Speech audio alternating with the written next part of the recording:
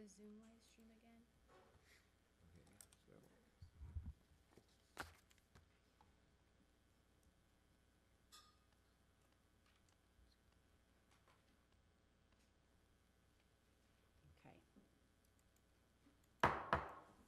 I'm going to call this meeting to order.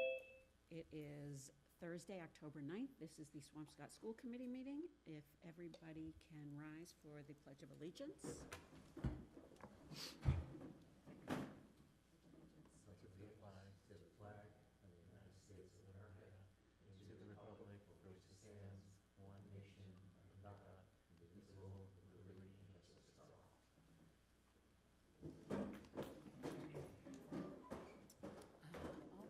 I will open it first for public comment. If there's anybody who would like to speak online, just raise your hand. And I'm going to assume of the two people here in our audience that we don't have anybody who's going to speak for public comment. We'll give that a minute to see if anybody's tuning in. Nobody's putting their hand up. Do we have people online, do you know? Yes. Two. Okay, so I'll just give it one more minute and we'll just sit here for a second. And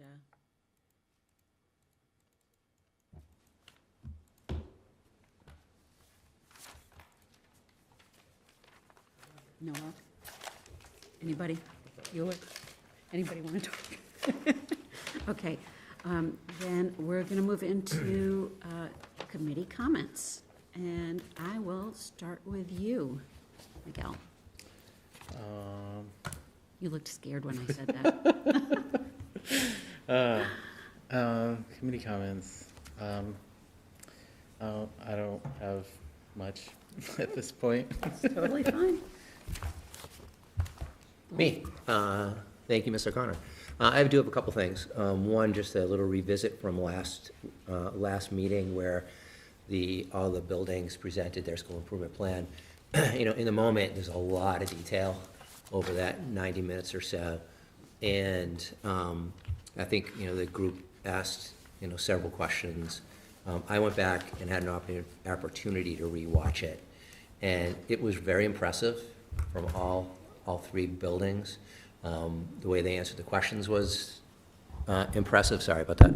And I really look forward to hearing, come January, February, kind of where they are partway through the year. But kudos to the teams. It was really good, especially watching it through, just having a chance to take some notes, stop it, rewatch. It was great. So thank you for that. Please pass that on. Absolutely. They did a great job. Thank you. And then the other thing, and I know Suzanne's not here, one of the things when she was chair she asked of us is to attend a lunch and learn at the MASC. So I am, and I know you like that. I'm taking one. It's on October 16th. It's called Equity 101, Turning Equity Aspirations into Action. And just quickly reading here, you're invited to join the second session of a new series of equity-centered lunch and learn webinars. And the series is really open to blah, blah, blah, blah, blah. It's to school committees and how school committees are adopting equity-focused vision statements, policies, but the real challenge really is moving from words on paper to meaningful change. And so I'll be attending that online, and then I'll report back if it's okay at the next. Sounds great. At the next meeting. And that's all for me. John? I did not have anything specific, but Glenn made me think of something from the last meeting about the presentations we were just talking about. And I was thinking after this, Jason, I don't know if you remember during your interview process, one of the things that you were very particular about was accountability. And I think listening to those presentations and listening to kind of how things were presented, there is definitely a sense among your leadership team that, yes, we have specific milestones that we're targeting to meet. We're going to update not only you but the school committee on those targets, and I think that's a really good thing. Not that it wasn't there before, but I think clearly putting your mark down and saying this is what we're going to go for this particular goal or that set of goals, I think is a really good thing. Full transparency, everybody can see it. So just, again, really appreciated that aspect of it. Thank you. I think you'll see tonight, too, there's a lot of continuity between my goals and their goals as well. So that was the plan. Good? Yeah. Yeah, not a coincidence. Not a coincidence. How about you, Sasha? Last meeting, I was supposed to say before, all 3 schools came up with ideas and plans to help execute like more community building and to help each other. I think I've heard all 3 principals speak, and it was amazing. I agreed with all their plans, and I'm excited to see what Mr. Couchman has to say. How's the school year going so far? The school year is going pretty well, very smooth so far. New rules have been put in place that have made the school, I think, flow better than last year. Great. Yeah. Agreed. You look- I love it. Nice to hear, Thank you. nice to hear a student say that. Yes. Yeah. I don't think you'll get any argument from this table. Well, welcome. I do not have anything to report. I am very excited to hear from the superintendent tonight. I will wait for the school committee chair afterwards to talk a little bit about some of the meetings that I've had. So without further ado, we'll dive right into what you've got for us, Great. Mr. Kalishman. Thank you, everybody. Superintendent Kalishman. Thank you. We're going to start with my entry plan. So once it's up for everybody. Thank you. Yeah, you can, One of the questions that I was asked was, what specifically is an entry plan versus goals? So maybe you could sort of talk about how that ties into what your standards are and what the standards are across the state. well, I would say, I was lucky because I'm, as you know, part of the NISA program, so we worked on my entry plan and my goals together with my coach and my mentors here, Jane, hi Jane, and a group of my cohort. The entry plan is really broken down into the first 90 days and the first 180 days, what I'm doing to, which it is linked to the goals. It's how I'm meeting community stakeholders, how I'm connecting with the kids, the families, getting an idea of the strengths and weaknesses of the schools, things like that, how we're going to build on the strengths and bring our weaknesses up, or areas for improvement, I would say. So they're tied pretty similarly together. But the goals are more formal and they are linked to certain indicators that the state puts out. And you'll see all the indicators within the goals, right? And Miguel, you want to go to the, so again, we're going to start with the entry plan and then we're going to go to the goals. All right. So you can go, that's just an action shot. So building on my experience here in Swampscott, this is my 14th year. I have a deep understanding of Swampscott's educational landscape. Again, I started as the assistant principal and then becoming the principal of the middle school and now a superintendent. I want to continue to build strong relationships on a broader scope to strengthen community connections with all those stakeholders, whether it's, and I'll get into those stakeholders in a bit. I want to be visible and have a presence at school events within the schools, in the hallways, Sasha will tell you already, at night events, at meetings, recess, drop-off. I think the parents thought they were done with me telling them to pull all the way up in the morning, and now it's like a nightmare, I'm back. So, trying to be involved in all aspects of the building.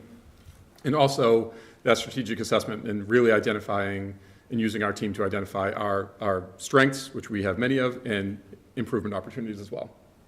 Okay. The next slide, please.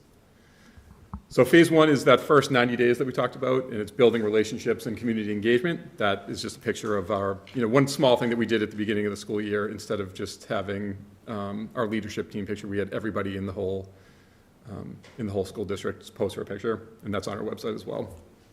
So next. So connecting with parents and families.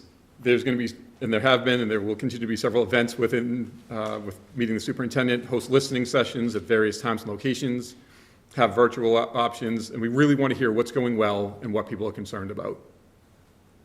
Parent advisory groups, I'm engaging in PTOs, PTAs, and PTFs, just other district committees and school councils, and we want to be extremely transparent and clear as far as our communication goes, establishing a consistent communication strategy, using our superintendent's newsletter, having a feedback loop at the end of that superintendent's newsletter as well, and making sure it's accessible for everybody through Parent Square.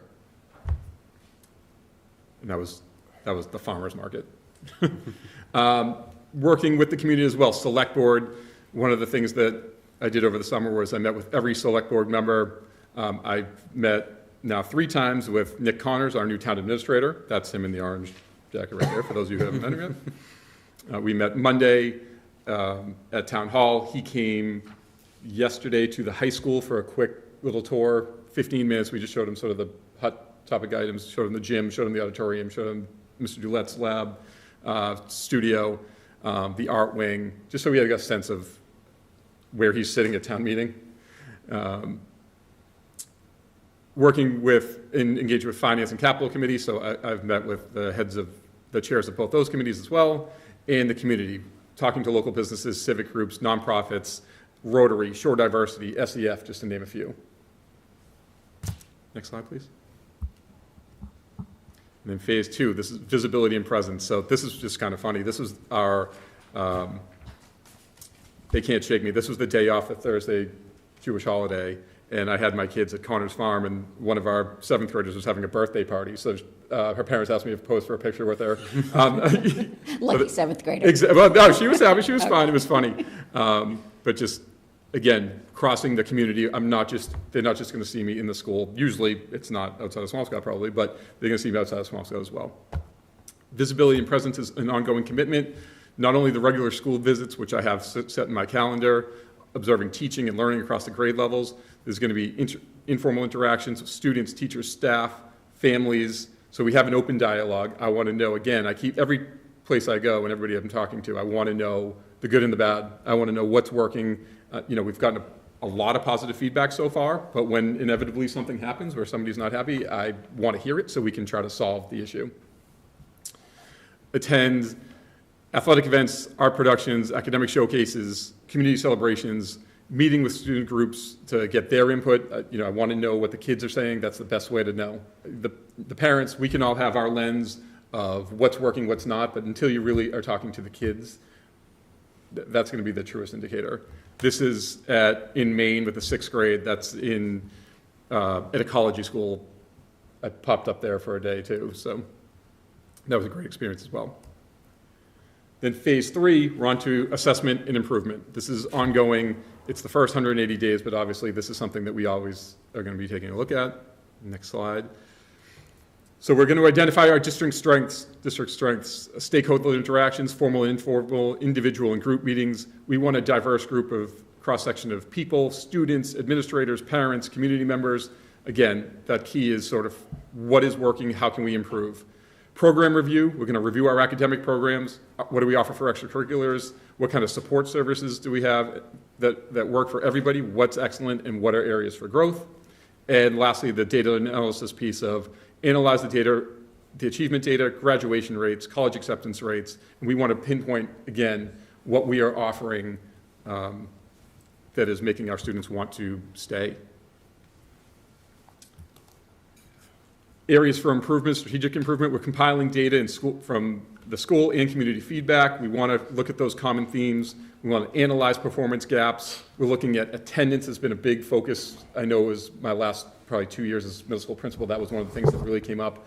As you know, I think if you can remember my presentation last year, the state average was for chronic absenteeism, which is deemed 10% of the school year, so 18 days. The state was hovering over 20% on average, across all sections, cities, towns.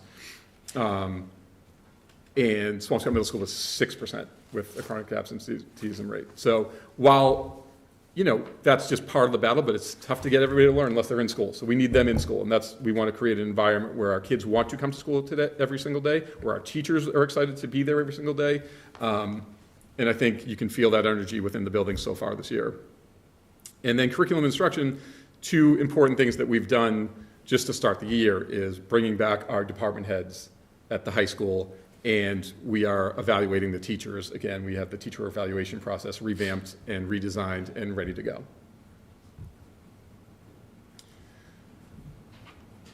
And I feel like everything we do is this commitment to excellence. We want to lead Swampscott schools with transparency, collaboration, and a relentless focus on excellence, academic, social, behavior, emotional. That's the bar for all of our students, for all of us. We want excellence to be the bar that we go for.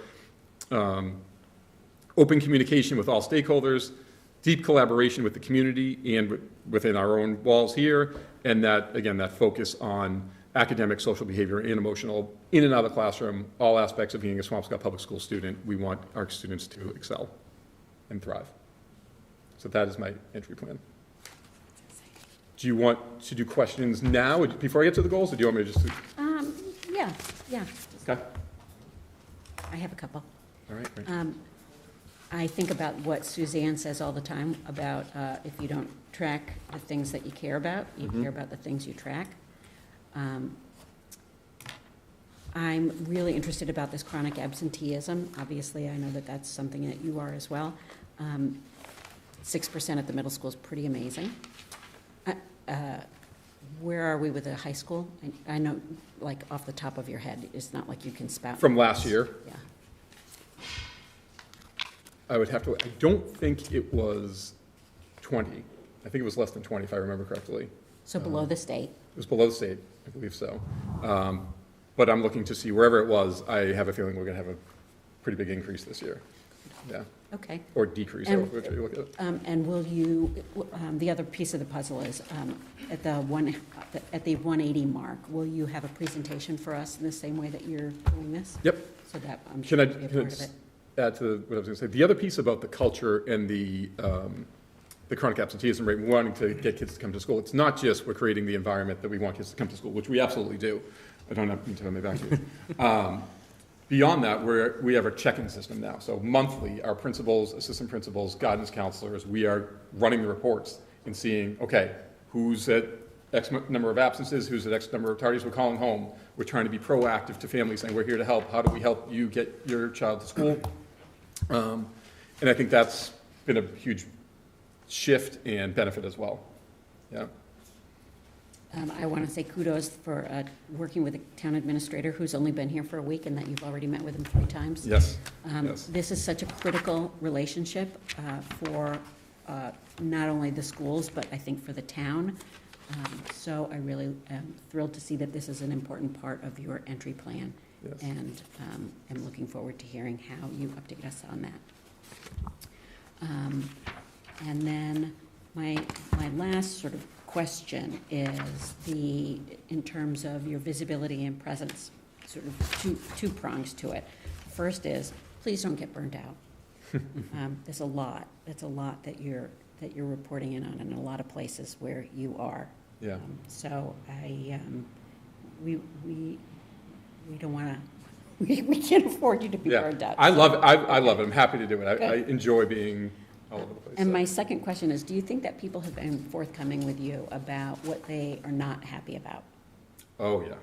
I would say that, especially before I got the job, I got a lot of direct feedback about what we could improve on. And I Okay. think since, part of the job is you're going to hear when people are not happy. And I take those conversations head on and I want to hear it. So I think, again, that feedback loop is important. And it's not just a survey, which is fine at the end. It's going to be real time when people are upset, when people have an issue, when there's something we can solve. I want them to know that they can call me or they can, listen, there's things that have happened at a football game or at the soccer game or at the beach or a call to my office, and I'm up for all of it. So, yeah. Anybody? I'm actually going to dovetail on both your points.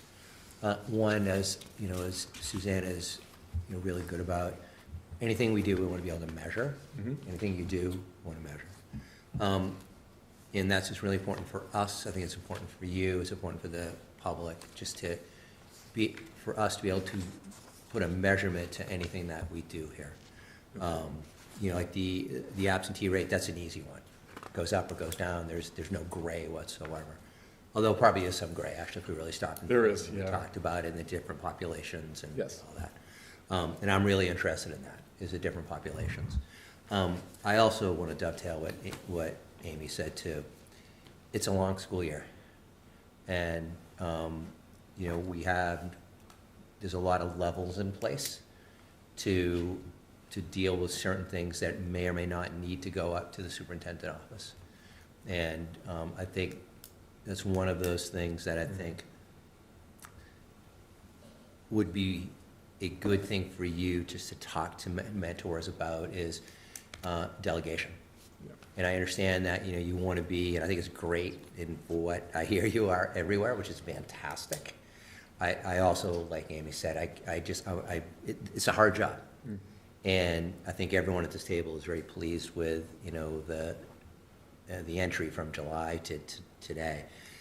Since sometimes you want to take a breath, and sometimes it's a great a coaching opportunity to let others maybe handle a problem that may or may not rise to the occasion of a superintendent. I agree, and I know I'm guilty of that so far. Listen, if that's the worst thing you're Yeah. guilty of, that's fine. I think we are talking as, the overseers for you and your betterment. Sometimes it is great to say, here you go, you have to start doing Yes. it. Just like with us. Yeah, just, Right? If someone says something to me, I will turn it over to Amy. Amy then will reach out to the parent or whoever that is and say to them, okay, you have to follow the steps before it way ever gets to your office. And 99% of the time, it's solved before it gets to you. So that's just a suggestion. Yep, no, duly noted. Thank you. I was looking, I don't know what page there, it's like this, it's the areas for strategic improvement. It's probably baked in here already, Mr. Callerstein, but one of the things that I always ask, and I think I probably drove Dr. Bacon crazy with this because I'd ask her this all the time, is are we looking at peer communities? So if, again, I'm assuming it's baked in here, but if something's a success in another community and it's like, you know what, that's something maybe we can look at and bring over to Swampscott. I'm a big proponent of not reinventing the wheel if something's working somewhere and we have a gap that could easily fill, to be just cognizant of those opportunities out there. Of course, yeah. Sasha? Overall, I would say Mr. Kauschman has been doing a really good job being involved with the school. As he, Ms. Zotto, Ms. Kelly, they always stop in all of our classrooms to check how us as students are doing and how the teachers are also doing. He is also very involved with our after-school activities. As he said before, you will see him at soccer games and football games. We both recently attended a PTF meeting where we discussed about our fundraising ideas for the school year. So I do understand you guys' point where you're saying that sometimes it's okay to take a break and it can get overwhelming. So I'm looking forward to hear more about that. Thank you, Sasha. You're welcome. Can I ask you a question? Yes. Obviously, this is a change because our superintendent now was probably your principal. Yes. Yes. You knew him in a way that you probably didn't know the previous superintendent. Do you think that most kids are aware of that? I don't think most students are aware of that. For the last superintendent, I would say I knew of her because I would see her around. My mom was involved with a lot of the school activities that were going around. But because Mr. Kauschman is very much everywhere and and he was our middle school principal beforehand, everyone knows him. So I think he is definitely more known compared to the last one. That's a great point. So I guess I asked that, and I like to hear that, and then just, well, to beat a dead horse, just say that everybody knows you, so be good to yourself, and you know what you're doing. Sounds like I'm taking tomorrow off. Yeah. Yeah, I'll be there. All right. I'll be there. I'll be in the hallway, Sasha. Okay. Watch out. Wait, so much for my 7:15 phone call tomorrow morning. Miguel? I was just gonna say a little bit of what John said. Interested in kind of seeing what some of the curriculum instruction or program reviews, like how those kind of go, and making sure that, we're kind of comparing with the other districts to see, do they have similar things that we can easily implement to make them better? Or have they tried some of the things that we have and have failed? And maybe we should jump that boat. Yeah, I would say We have to be careful of that too, though, Yeah. because I've been part of the discussion years ago when, you know, the big trend was, and I'm not trying to go back in time here, but Lucy Calkins, the reading program that we started, and then the kids, we found out a couple of years, the kids were calling it fake reading. They were just, yeah, they were reading things upside down, and it was just, they were just killing the time, and it didn't really work. And that was because some really high-level districts were doing it. So I think, I agree with both of you that we need to look at what other districts are doing. We have to really make sure that it works, and that it's viable and sustainable, and, And also just kind of make it unique for us, since not everything can be cookie cutter. right, exactly. Right. Yeah, you worry about that with those programs, though. Yeah. You worry about the cookie cutter programs. Right. I hope you know I was not criticizing you for being too present. No, I know, I know, I It's know. clearly one of the things that we are all very excited about and was, you know, a big driver in your hiring. I was gonna say, it came up Yeah. in my interview, and so I've heard that, and, Yeah. and Okay. that's one of my goals, is to be extremely visible.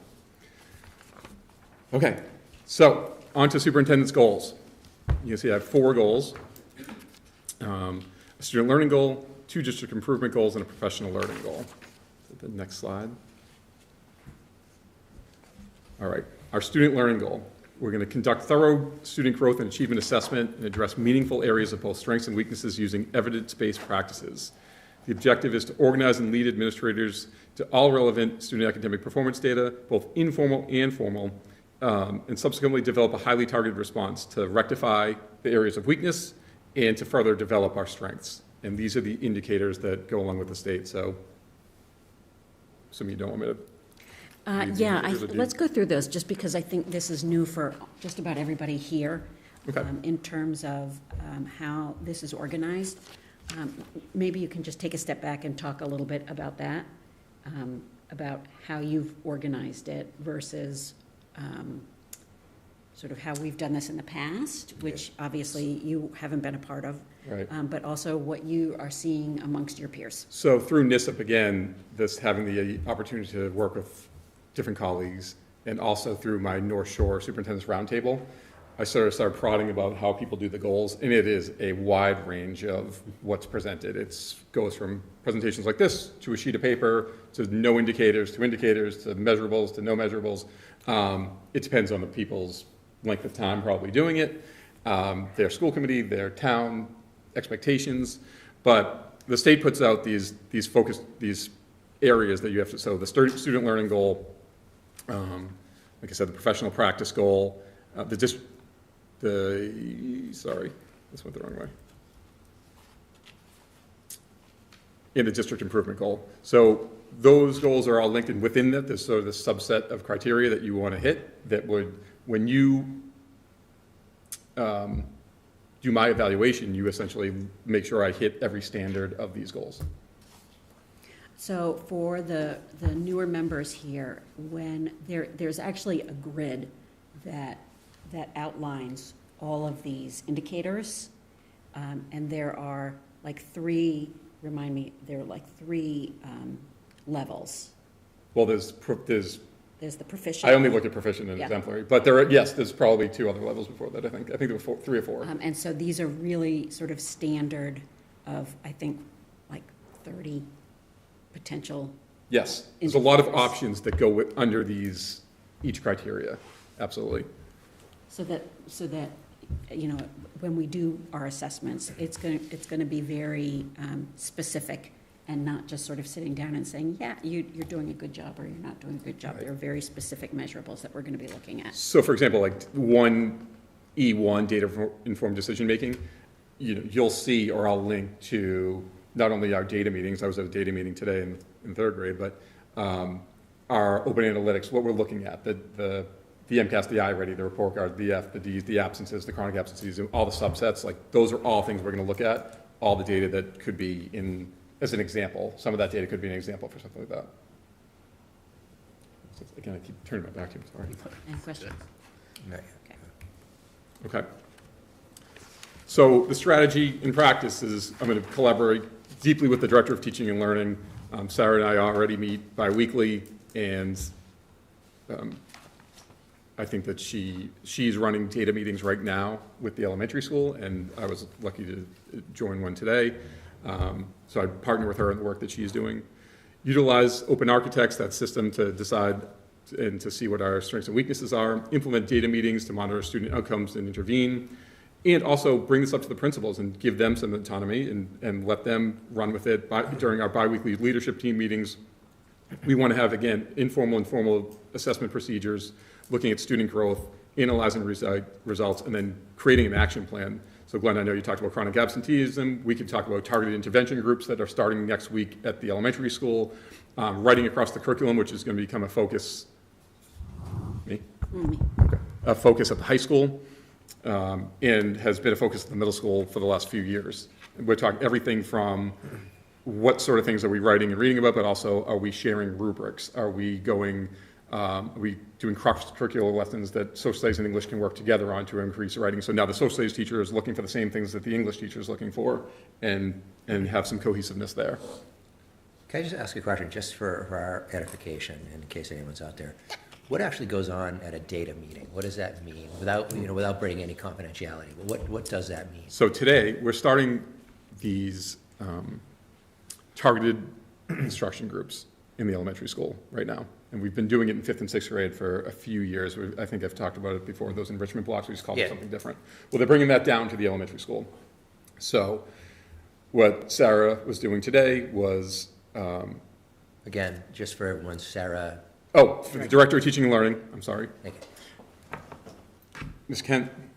And so basically we're looking at, today was 3rd grade, so they're looking at all the 3rd grade students, how they did on whatever assessment, whether it's MCAS, iReady, a diagnostic that the teachers had done at the beginning of the year, and saying, okay, where could these kids be grouped together to take a high group that we can really challenge ourselves, which I love. That's one of the best things that happened in the middle school over the past few years, that 5th and 6th grade group that people, where is the challenge, where's the rigor? Those kids are getting pushed.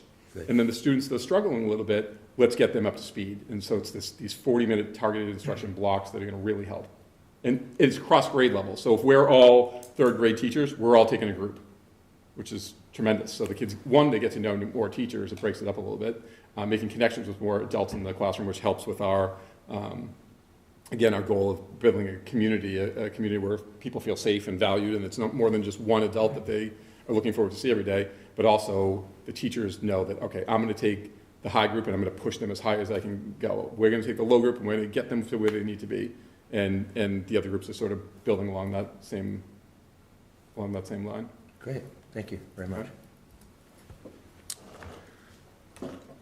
So the action plan, again, this is a 3-year goal, but with the progress monitored at the end of each year. So the action plan is developed and implemented from the Open Architects data and from the school improvement plans, which again are connected to these because we're all on the same page. We're going to be analyzing reports pertaining to the achievement, growth, and how it's linked to attendance as well. All right, the next slide is the district improvement. Enhance visibility at all schools and foster strong relationships both inside the school community and with the larger school community, Swampscott community, sorry. Cultivate meaning, reciprocal relationships with all stakeholders, supportive, inclusive environments that accelerate student learning and achievement. Emphasize family. I can't stress that enough. This I've talked to you about before when I've been here. This has been a huge push over the past few years that we need that family engagement. We need to be all on the same page. And I've fully admitted, thank you, Emily Zotto, because she was the one who pushed me in this direction. And she was right. And it's made a huge difference at every school right now. I can feel it. And that sense of belonging from the community. We need to celebrate and share our celebrations of our successes with our kids. I think we do a really good job in the elementary school and even as it comes up through the middle school, and historically we need to have that happening at the high school too. We want to celebrate our kids. They're not too old for it. They're not too cool for it. If somebody does something fantastic, we want to know about it. The community wants to know about it. That's one of the things that you've seen in my newsletter. I'm doing just the highlights of every single school. So parents that are in families that have a kindergartner know that some senior did something amazing and they should be recognized for it. The next slide. So again, over a 3-year period, but with progress monitoring each year. Parent Square, we're connecting with families via Parent Square. We have the superintendent's newsletter summarizing the district goals, student successes, staff highlights, program development, any upcoming events. Again, this platform it's easy because it's automatically linked to the home language as well, so it's accessible for everybody, and it can be text, email, or app.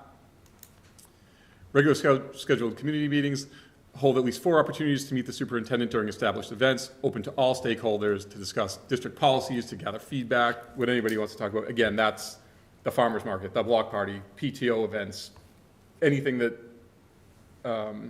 any sort of community event that I can be at and give people access to ask me questions. That's totally fine and something we want. The communication protocol, I want to have a clear protocol for how people are. I don't want to ever have anybody say, well, I don't know where he is, I can't reach him, I can't connect with him. And that's another reason why at the end of that newsletter, we have that feedback loop. I want people to be able to email me, to call me, to come up to me. So there's nothing worse. If there's a problem, I don't want people talking about it at the soccer field. I'd rather them tell me, even if I'm at the soccer field. We are creating a student cabinet, starting with high school students for year 1, and I was thinking about trying to get it to SMS for year 1 as well. I think we might have to push that to year 2, we'll see. But we want to have a community, sort of a cross-section of students that they feel that they have access, again, to me, and so we're having regular meetings, whether it's quarterly, once we get it established, to hear what's working, what's not from the student perspective, and how can we get better, how can we improve their experiences.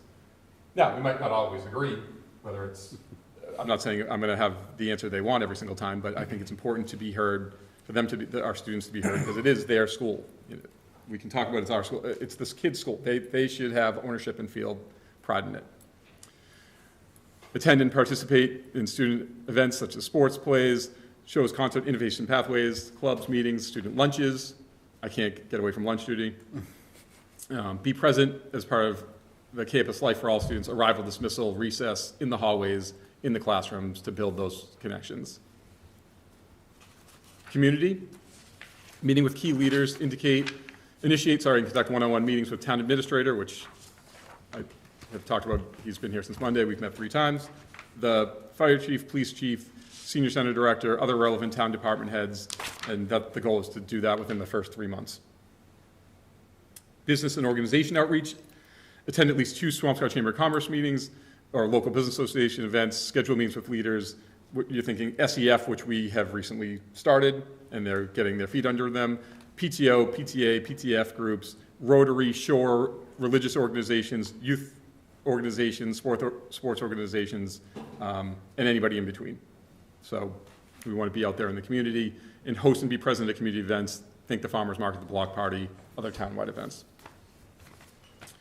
The students, to measure this, will log the student visits, at least 2 visits per month per school. I would say my goal actually is, I have it on the calendar, my calendar, to go every week, to start Tuesdays at the middle school, Wednesdays at the high school, Thursdays at the elementary school. The issue is that things happen, and even this Tuesday I was in Marlboro for NISIP, so I couldn't do it. So the goal is always to just start the day there on those Tuesdays, Wednesdays, and Thursdays, but when things happen, obviously I can't. So I'm committing to at least 2 times per month to being every classroom in every building, which I've done so far. Log and event attendance, so we're talking about when there's things after school. Create that student cabinet to meet 2 to 4 times a year, hear their feedback, and log attendance at the student club meetings as well. So all the clubs, not just the sports teams, I want to try to meet with a variety of clubs as well, which now the clubs are starting, we'll have an opportunity to do. I also met with the sophomore class too, to talk to them about their homecoming. Staff, so log visits to schools, again, 2 times per month, log events and attendance. And then at the end, I want to have a staff survey that I send out that 80% or more, hopefully more, feel the superintendent's visible and engaged in their community, and that will serve as a baseline for the upcoming years. Parents attend and log at least one PTO meeting per year. Those 2 after-school events or evenings per month, that's could be PTA, PTO, could be SEF, could be, who knows, it could be a play, it could be anything where I'm going to see parents. And again, have that survey out at the end of the year where parents are hopefully feeling that I'm visible and engaged in the school community, and that will serve as the baseline data for years 2 and 3. 80%'s there, that it makes me like cringe a little bit. I want to be higher there as my goal, but let's see how that starts. And then the newsletter, I have that feedback loop. Want to include 100% of the newsletter publications, make sure that, again, people can connect with me. 90% of parents receive the monthly newsletter, and 90% find the updates informative, and that will come through a survey at the end of the school year as well. The community,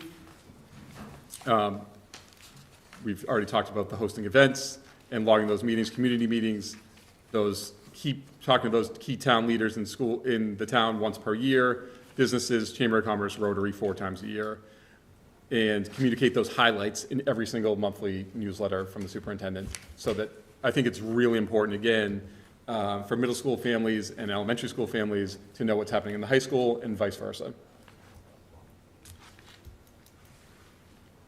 All right, goal 3. Elevate service delivery K through 12. So we have through leadership and shared learning and vision and effective, prolific communication. So we are trying to essentially think about the whole child here, not just academics, not just sports, not just arts, but every part of the child.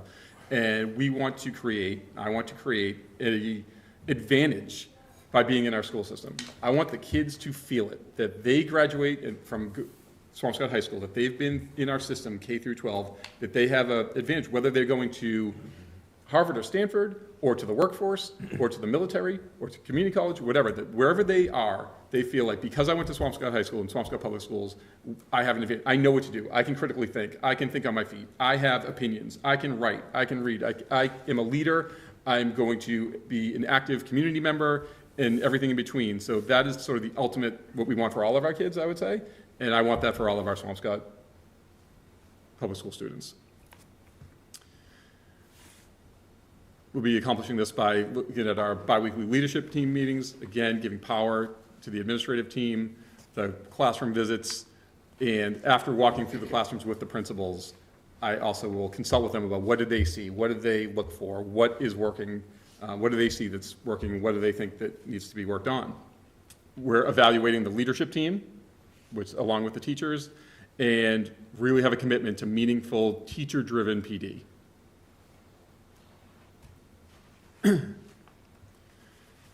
Over a 3-year period, the progress will be monitored each year. 100% of leadership meetings will be documented with agendas and notes taken. Documentation of the walkthroughs, 2 per month, and the consults with the principals will be made. 100% of district administrators will implement the evaluation system. Well, they'll have to do their goals and their evidence in TeachPoint. Professional development is revamped so that there are clear expectations and goals of 100% professional development sessions. Sessions will be shared with the staff prior to the scheduled dates.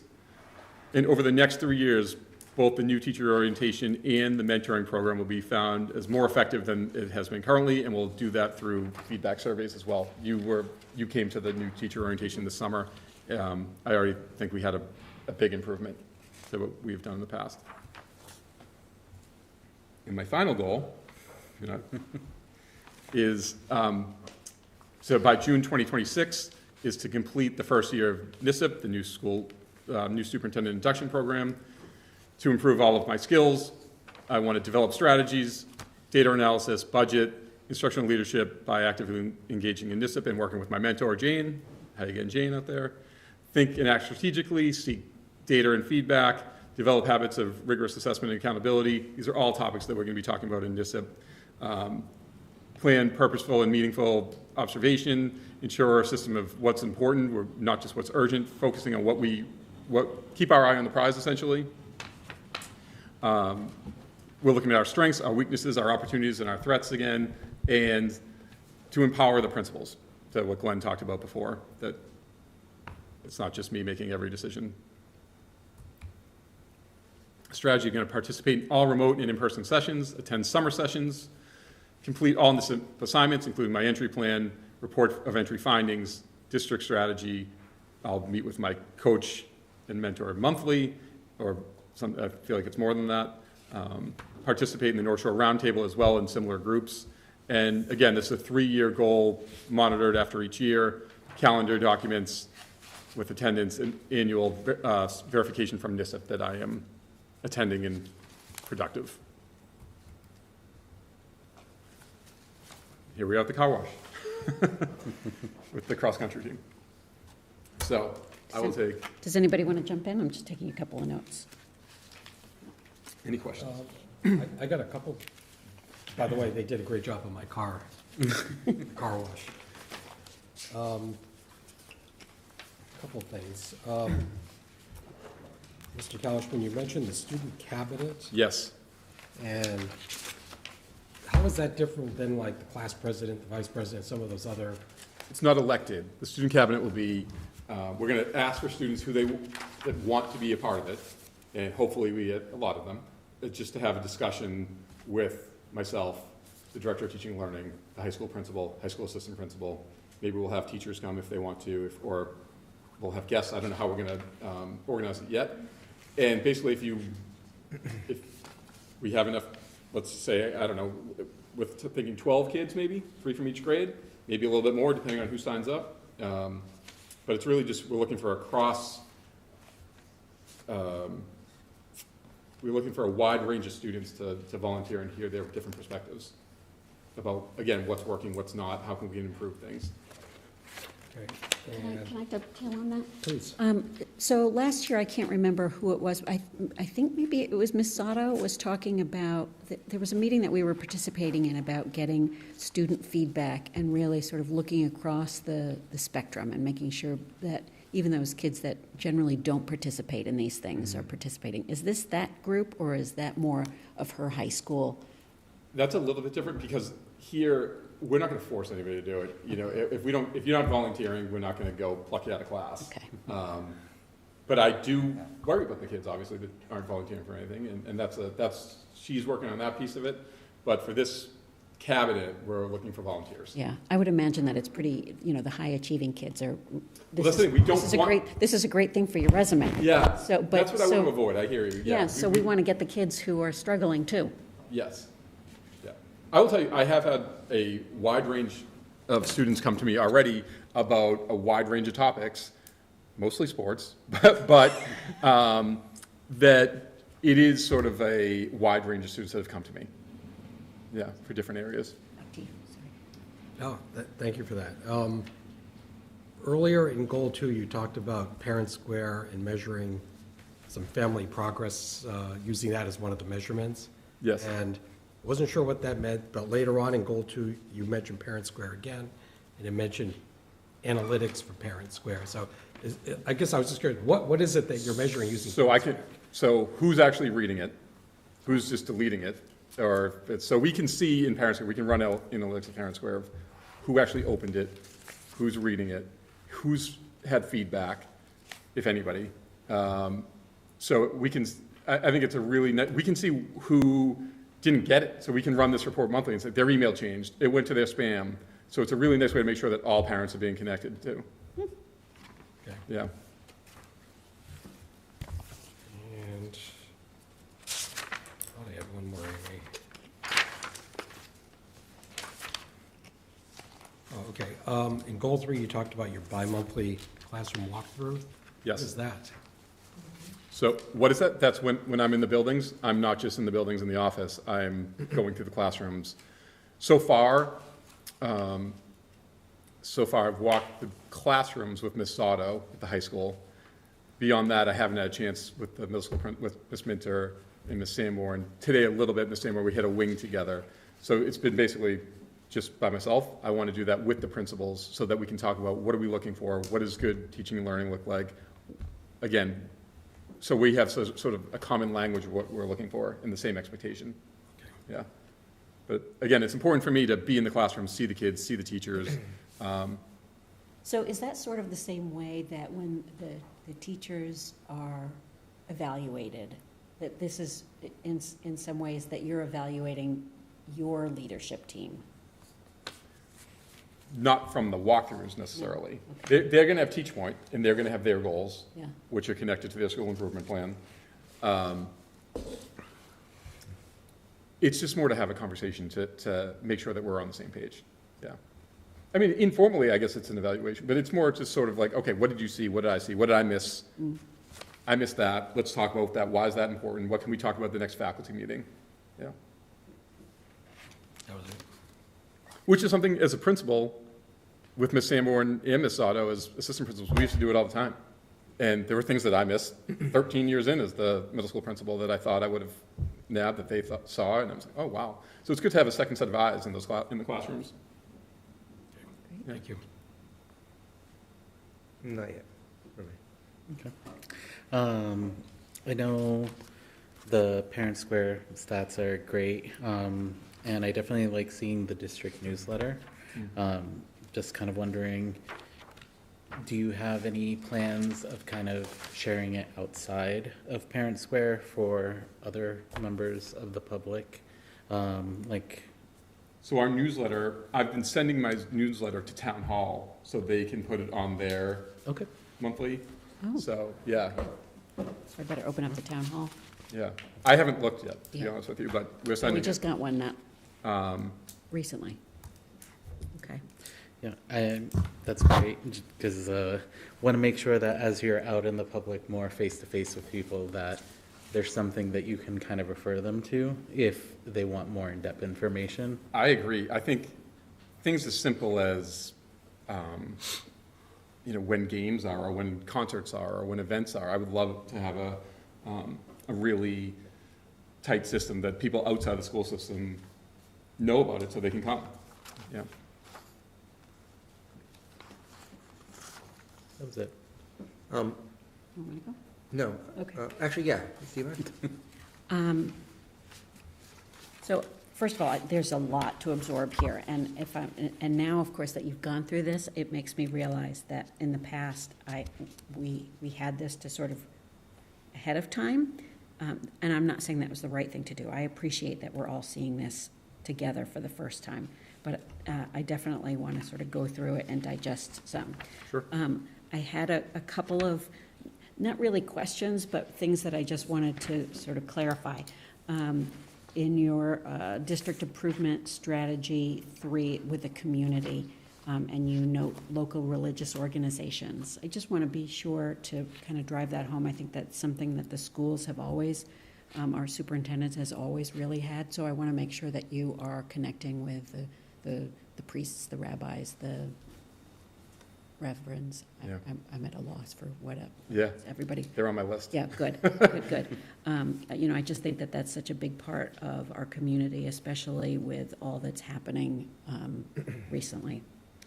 Agreed. On your goals for District 2, Goal 2, District Improvement Measures 3, halfway down, the key town leader meeting of once a year versus community meetings of 4 times a year. Yeah.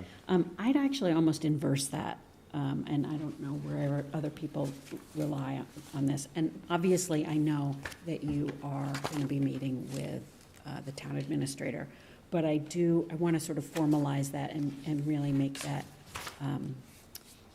I want to formalize that, because I think that's so important. I think that, with the turnover and leadership across the whole town, that this is a really good opportunity for you to get ahead of the budget talks, ahead of the, having those conversations about, capital, things like that, that are more informal. So I'd like to see that almost inversed.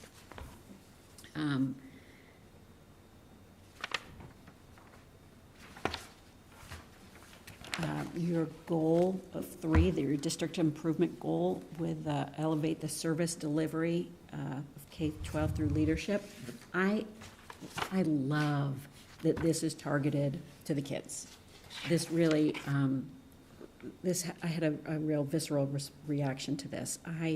Having just sent a kid off to college, to a large public university, she had a fair amount of stress about what she was going to be able to do and what level of classwork she was going to be able to do. And I said to her, I think you're going to be surprised at what you are capable of and what you have been prepared to do. Yeah. And, obviously every kid needs to hear that from their parent, but I think that to be able to come out of the school knowing that, and to know that what they're getting here is a cut above, is really empowering, and not just about public relations, but really about helping the kids hit their highest. So I loved this, that this is memorialized in terms of what your goals are. Yeah. I appreciate that a lot. Along those lines, one of the things Ms. Otto and I talked about, and it's not on here because it might be it might take a few years to roll this out, but the screens in the high school lobby, we want to have alumni. So kids know when they're walking through the hallways of Swampscott High School that, oh, there's Leslie Stahl from 60 Minutes. She graduated Swampscott High School, or whatever, and you just have the alumni network, which again is going to take a few years to build up, know that the teachers that graduated here, that came back to work with you. I think that's very important to kids know that they can be a doctor or a lawyer or a teacher or a CEO or on the new, on 60 Minutes, coming from here. So. Yeah, I think it's interesting that, we have for a while, I know that my headspace has been really sort of helping the community to understand what's good about the schools, but I think hitting it from this direction, it wasn't something that I had necessarily thought of before, and I really appreciate the idea of, I'm thinking about you heading off to college and knowing that, that what you have, has really prepared them is really, like, just so core and so ties into the social emotional learning. Yeah, and business owners, I mean, have your own plumbing company or electrical Yeah, company, yeah, at every level. At every level. Then for your professional goal for your professional practice, I would like to see you add something in about developing a strong peer support group. Now that you have come out of, you don't have peers in the district like you have over the last few years.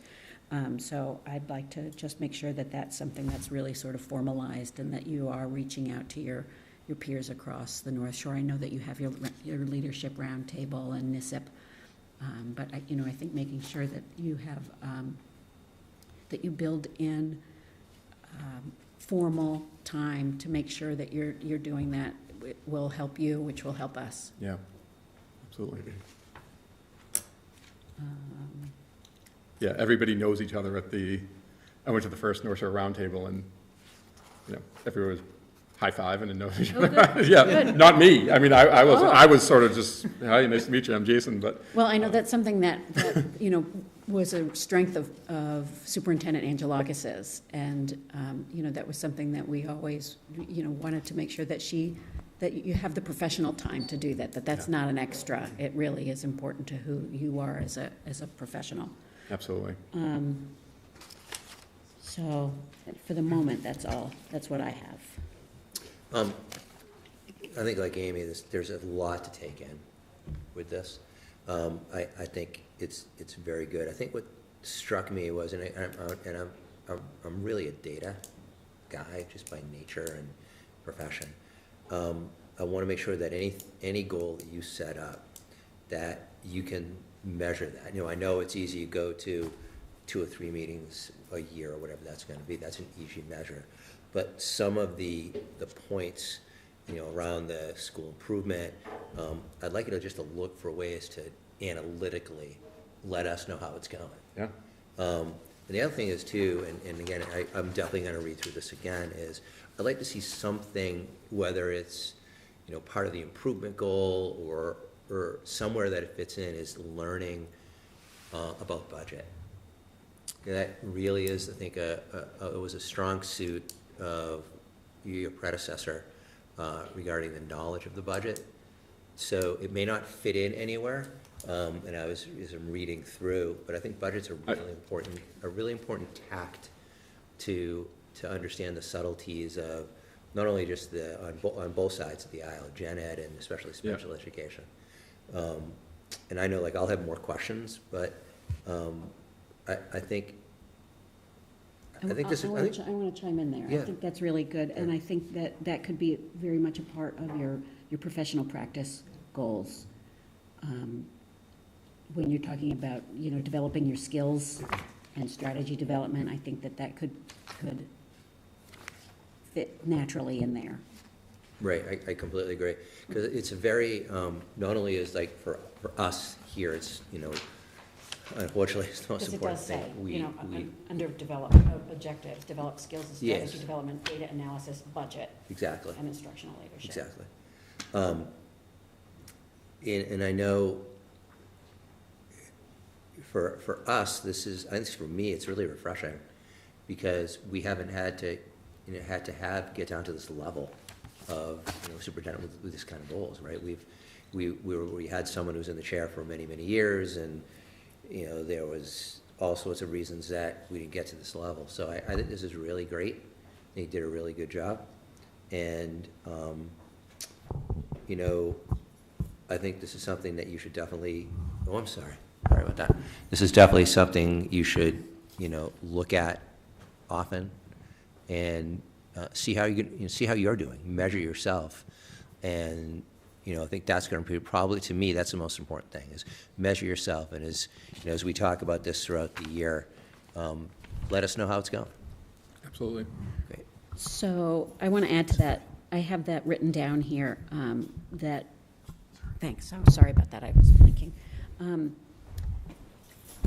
In the past, one of the things that, we went through a couple of iterations with this, and I don't want this to be cumbersome, so that at the end of the year, you're putting together a packet like this of all of your deliverables.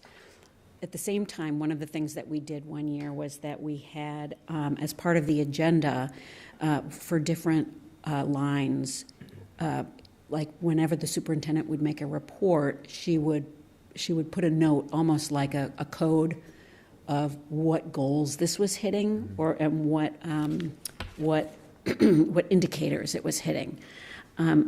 So I think that it would be really helpful so that we're all doing our job better if throughout the year, when you are giving your reports, it doesn't have to be as formal as noting it, but as putting the codes into to the agenda, but to be able to, when you are giving the report, say, and I want to call attention to the fact that this is meeting this goal. Yeah. Because I think that is, that'll help us all to make sure that we're staying on track. I don't know how everybody else. No, I'm also happy to, I know it's a full year goal, but I'm happy to report out yeah. at some point too, mid halfway through the year and see where we are.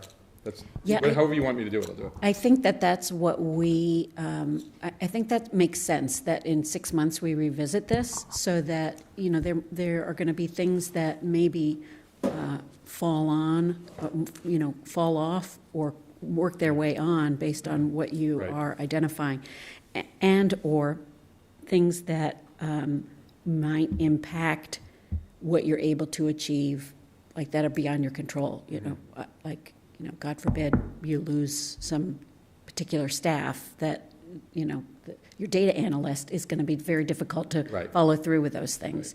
So I think it does make sense for us to come back in 6 months and or every 6 months, and really kind of look and evaluate and make sure that these things are still relevant. Yeah.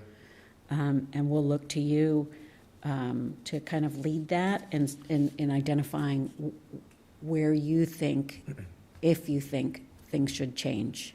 Right. If I could dovetail, I think that's really important, Mr. Kalishman, is that, especially in your inaugural year, things do change throughout the year, and something may come up, multiple things may come up that rise to the level of, for you personally and for us as a group, that goal should be in part of the plan, and something else can fall off. So I definitely think at 6 months would be a really great idea for our own education to come back and chat about this. Yeah, I agree with everything that's been said, and I think part of what I'm hearing here is we want the superintendent focused on tangible, meaningful deliverables here. And, you know, I think what I'm hearing is if there's something that's not working, we don't want you wasting your time on it. Right. And we want you focused on the things that will, you know, yield the greatest success. So I think that's what I'm hearing here, Right. besides coming back and reporting, you know, what you think is good, what's not good. Yeah. I think, yeah. I completely agree, John. Okay, great. Sasha, do you want to add? As stated before, a lot of information was said and processed. As some of my questions I was going to ask were answered by some of you guys, which I'm really happy for. In Mr. Kaushman's second goal, he mentioned the student cabinet, which I think is very intriguing. Leah and I were interviewed by the Swampscott Tides for our position as representatives, and one of the things that we both mentioned was that we wanted more students' voices to be heard, and I think this is a perfect opportunity to do so. So I really like that idea. Great. Great, thank you. Thank you. Great point. You're in, Sasha.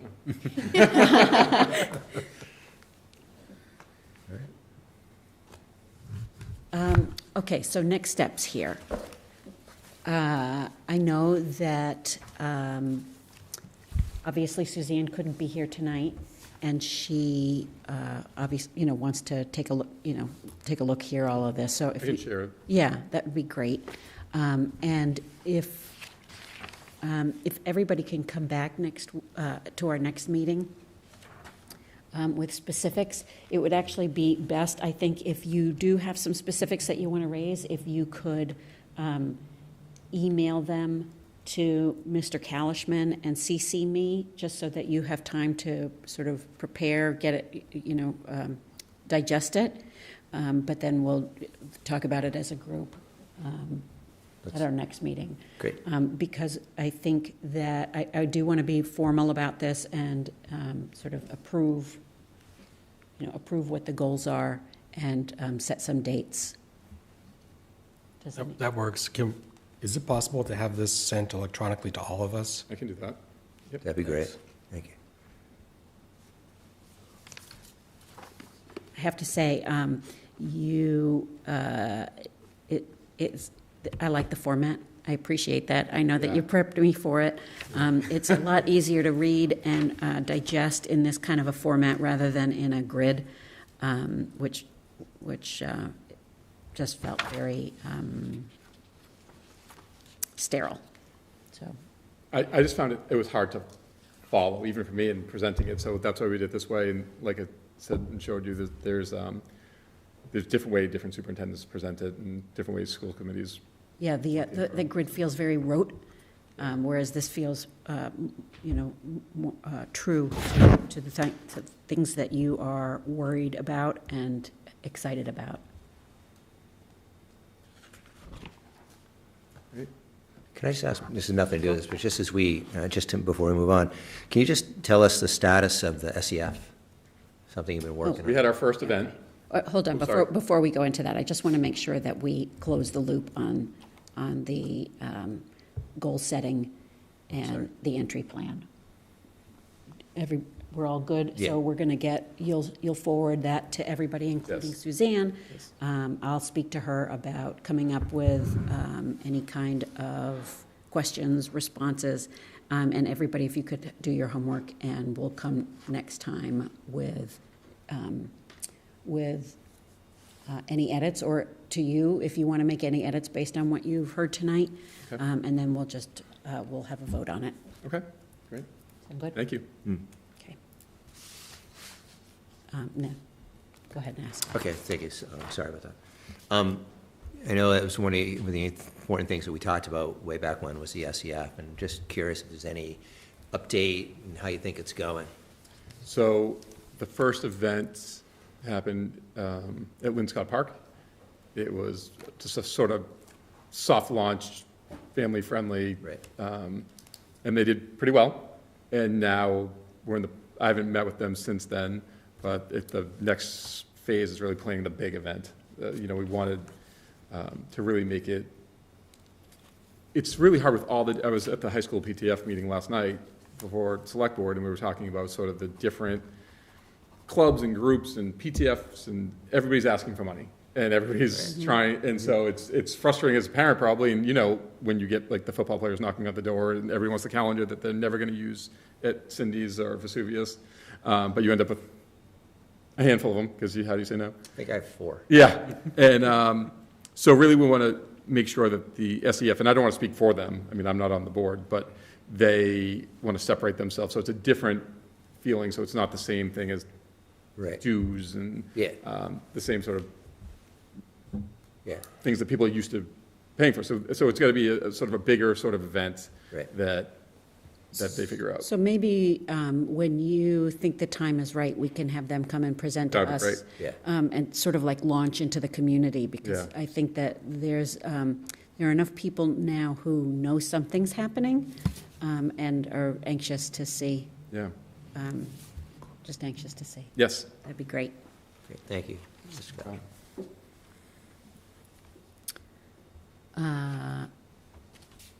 So as you can see, our facilities director is not here tonight. Superintendent you want to kind of give a quick update about why? Sure. So last night, Mr. Casper and I, Director of Facilities, went to the Select Board meeting to answer any questions that they may have had about the MOU about Clark and the possibility of the rec department taking it over. They did not vote on it yet. They had some questions. They're discussing it internally, and that's why, Mr. Casper isn't here tonight, because he's going to have to come back once they vote, and then you vote as well. I think that there was, with a casual conversation that I had with Katie Phelan, I think that there was some, how do I say this? And I have not watched last night's meeting, so forgive me if there's any presumptions here. I think that there was some disappointment that this that upkeep or expenses for Clark was not in our budget. The utilities, And maintenance is in our budget. and that, if there is a deal that's struck, it's not like this is going to be a windfall for the schools, because it's not like we have not budgeted money for it that could then be used by the schools for other needs. And I've thought a little bit about this, and, I think on one hand, I can understand where they're coming from. But, I think it's also sort of important to remember that, first of all, I think had we put that into our Right. budget, the question would have been, why is this in your budget? Because at the time that we did this, we were talking about turning it over to the town. And I think importantly, as the town's budget morphed throughout the last few months of budget season, our budget really was what we started with in January. Yeah. And even though we recognize that there were some changes made, like, for example, the $100,000 that was cut from federal funding, that we did not revise our budget for submission. So, I understand where they're coming from, but I think in this case, it probably would have been like, no matter how we budgeted or didn't budget for that, there could have been a different way that one could think was a better way. So anyway, that's where that's part of what I think they're looking at the moment. I will say, I hope it works out, because I do think it would be a really nice thing for the town, and not just for the kids, but for anybody looking for, I was joking around, like, I don't know, they were talking about 24/7 pickleball. I feel like that would be great, or just opportunities for kids on Friday night, middle schoolers. I talked about how, those events we have for the 5th and 6th graders, we have the open gym with the DJ, because we're not quite ready for a dance yet. They're packed. They're packed on a Friday night. So any opportunity we have to use the space we have to benefit our kids and our community, I think is a great thing. So I hope it works out. But- So where this left off was that it's sort of reviving the presentation that was made to us early in the year of the rec department taking it. So, just FYI.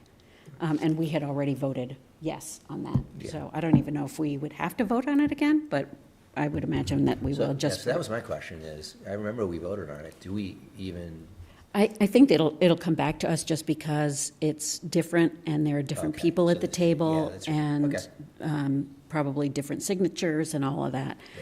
But just so to, kind of remind everybody where it was, that this is pretty much what we agreed to ages ago. right? So in other news, right before this meeting, Mr. Kalishman and I and Ms. Stella met with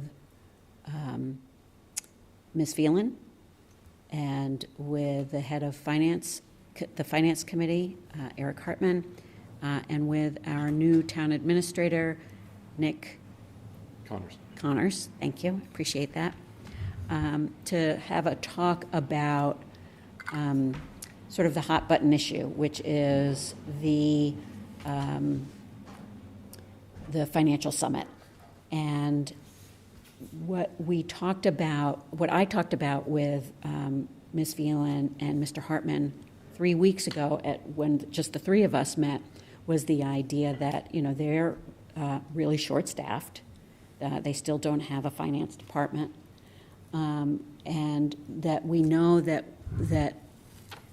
for another year in a row, it's like, well, we don't necessarily have time to do this. But the recognition that some pretty big decisions need to be made before we go into budget season. And so tonight we met, all of us, to sort of figure out what can we do if it's not a full summit, what can we do that would be helpful for all of us going into, going in and starting and making our decisions. So what we have decided, and Ms. Phelan brought this up to her team last night, and she said she got good feedback, but once I tell you what it is, I'll tell you a little more. So if we have November 6th on our schedule already for a school committee meeting, and I gave that up as a possibility to do a sort of a mini summit that night, which would mean that we would have the select board, the finance committee, and importantly, a little bit different than before, having the capital improvements group there as well, with the idea that, there's a fair amount, like Clark, but other things as well. What are particularly with capital improvement, setting the stage for what are our plans over the next 5 years, and how is that going to impact what kinds of decisions we need to make in the short term. So there's some work that's going to be done by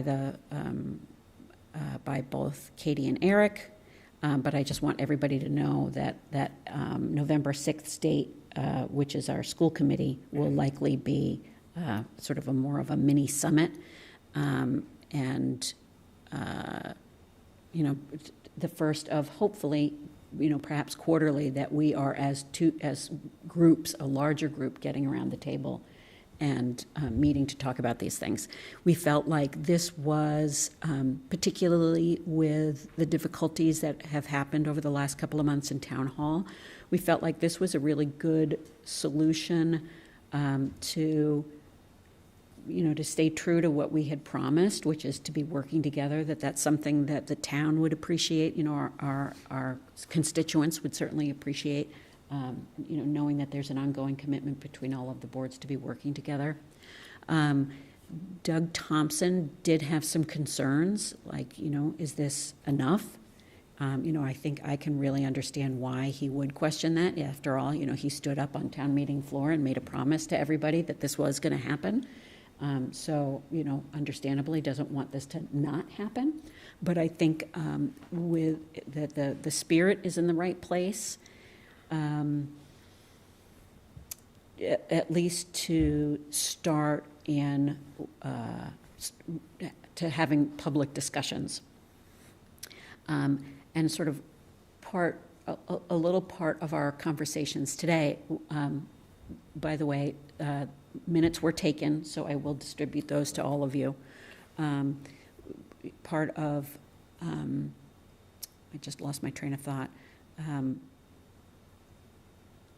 Part of the discussion was the fact that it will be of no surprise to anybody who is on these boards, especially because there is so little turnover, you being one of the few. I don't think that there's any turnover. I mean, there's a few new people on FinCom, that there won't necessarily be any surprise that this is it's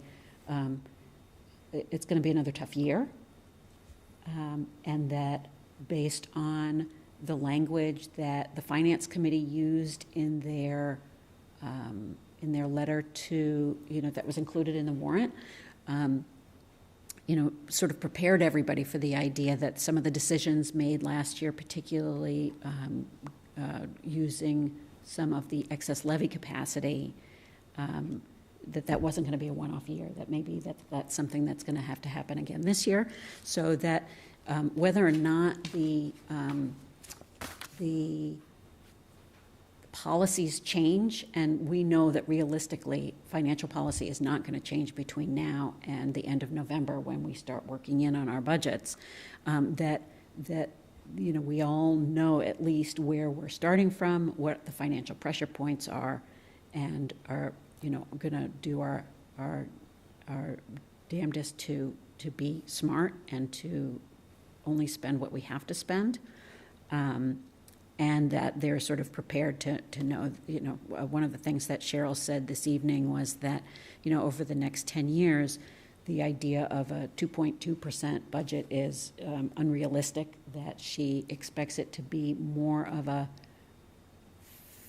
was it 3? She said the range is high threes, high fours. High threes to high fours. High threes in a good year, high fours in a bad year. So that pretty much, I think, covers it. Yeah? Would you agree? Yeah. Okay. So as soon as Diane shares the minutes, I will share those with you guys. Great, that's excellent. So I felt, I have to say, I felt good about the meeting. I worry because, the facts are the facts when it comes to finances. But I think that having everybody who's new at the table is also going to make it difficult. Right. So, I'm glad you did that. yeah. Can I ask a quick question? And thank you for that, because I think that's very encouraging. I think it's essential that we have these conversations. I think when we have that November meeting, and you may have talked about this, maybe in the minutes, but are we going to have, I know you talked about 5 years out and trying to understand how that impacts the immediate thing, but are we going to have action items coming out of this meeting? Well, hopefully, You know what I'm yes. I mean, I don't know what they're going to be yet, but hopefully, yes. Importantly, Cheryl said that she had submitted her 5-year plan? 5-year. Did you say 10? Not plan, but, pardon me, I'm not going to get the. Forecast. It was Forecast. a 10-year forecast. The 10-year forecast, that she has already submitted that to Town Hall. So Nick, the new TA, was like, okay, well, clearly they've got some work to do on their side.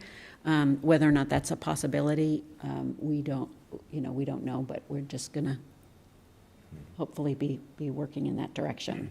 But yeah, I think everybody around the table was,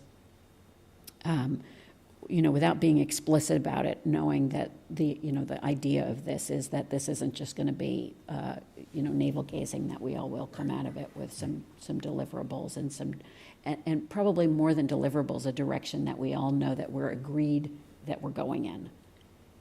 So that, one of the things that I thought was really fair was Katie was talking about the information that the select board gets, and that they really only hear from us when it's budget season. So, I guess when we talk about data and about how you only can care about the things that you know about, it probably behooves us to be more communicative in the off season, if you will. So I have to kind of think about that a little bit, and, obviously, any opinions from you guys would be useful, about how we might be able to do that without it being a heavy lift, without it, but, just kind of keeping them informed about what's going on. And I would imagine that, though she hasn't explicitly said it, that, because Diana's there taking minutes, that Katie will share that with her team. But, we all have to be realistic about who actually reads minutes, and minutes obviously don't express tone or, sometimes subtleties. So, I'd be curious to hear from you guys about maybe what we could do. And, that made me think about our goals about communications and what is it that, what would help us to help them so that we aren't every March, April, at a standoff. So any. I think that's really, thank you for saying that, because I think that's really important. What I don't want to see is kind of a rerun of some of last year's discussions. I think a lot of them were good, but some of them kind of went down rabbit holes that we really didn't need to go down. Yeah, yeah. It was just kind of outside the scope of what we should have been talking Yeah, about. So yeah, I think, to your point, kind of having that focus and kind of driving the conversation forward rather than sideways is I really think that was a combination also of some of the people at the table, which I think will be different this year, particularly since we have a new town administrator. Okay, Yeah, good. I mean, I agree. It was just encouraging. I felt like it was a good conversation. It was really good to have Mr. Kalishman and particularly Ms. Stella there. And I think everybody gets it, that this is really, that this is big, and nobody wants to be fighting about it. I mean, I think it's great. I think, the more high-level information we can share. I mean, we have, because of Ms. Stella, we have a seasoned professional doing our books. And when the town eventually hires someone, I think that'll help. And I agree that, no one wants to go through what we all went through. And if we can share without, and your key word there is out heavy lifting, is maybe some of the reports that Ms. Stella, shares with us on a monthly or so basis, maybe some of that can be shared with the town, whatever relevant data they need, because we already talked about it in public. Yeah, I mean, it's all public information, so, I think that we should be thinking about, I think that it's not fair to sort of expect people to not only do their job, but to, that it really is, we've got to bring them information in a way that's digestible, in the same way that I wouldn't necessarily want the select board to just hand me their meeting minutes and be like, here, you figure out what we're doing. I think it would benefit all of us to kind of think about what can we do so that we can bring everybody along. Right. It's interesting. Because I would be really irritated if I just got some Yeah. minutes and they said, read it. Yeah. I mean, it's really interesting. Let me think about that one. Yeah, everybody, please. So, that's that. All right. So unless anybody has anything they want to add, I'll move into actions and votes. Keep going. We have one thing today, which is our regular session minutes from September 25th to 2025. Can I have a motion to approve? So moved? Second? Second. All in favor? Aye. Aye. Motion passes unanimously, and with that, at 7:30, I will entertain a motion to adjourn. I will make that motion. Second. All in favor? Aye. Aye. Great, we are adjourned, 7:30.